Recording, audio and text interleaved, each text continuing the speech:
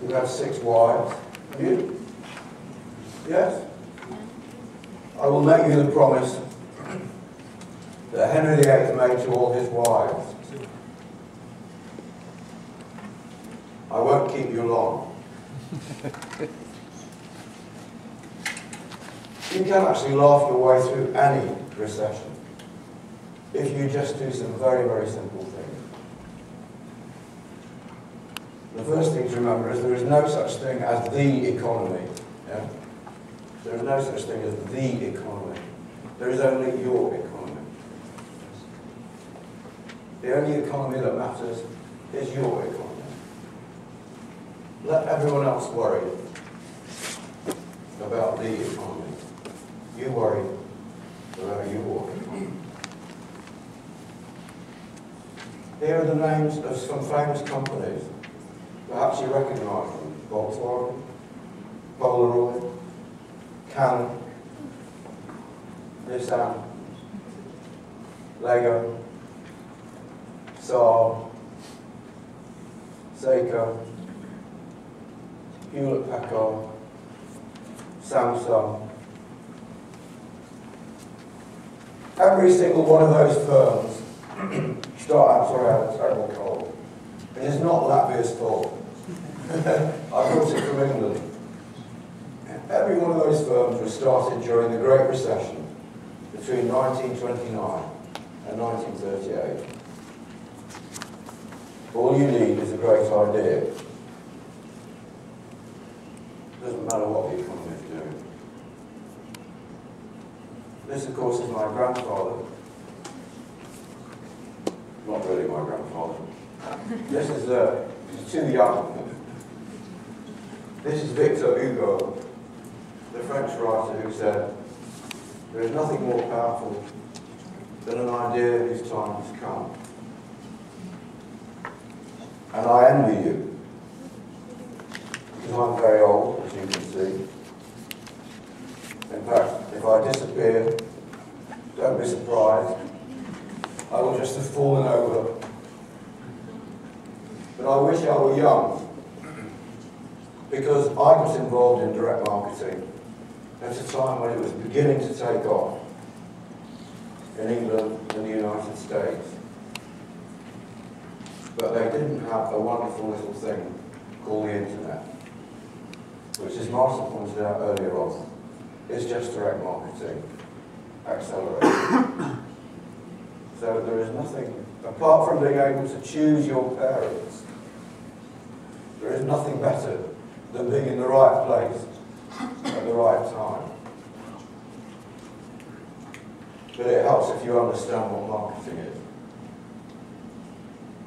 Amazingly enough, most marketers don't. They really don't. They are completely clueless.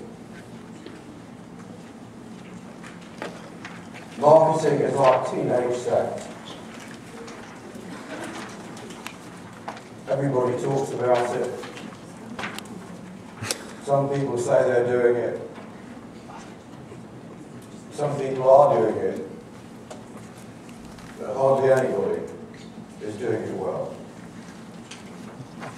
2 weeks ago, I showed this slide to a conference of 300 motor dealers in Birmingham, and they all recognised with guilty faces what I was talking about. This is a letter sent to me 4 years ago from Bentley, who make cars. And it goes, "Dear customer, I should explain that at the time I got this letter, I owned a Bentley. And I've had a Bentley or a Rolls Royce since 1980. What a good customer." This is what Michael was talking about when he said profiling. Yeah? Recognise who your customers are. As a driver of a Bentley or Rolls Royce. So they didn't know my name, they didn't know what, but they wrote to me.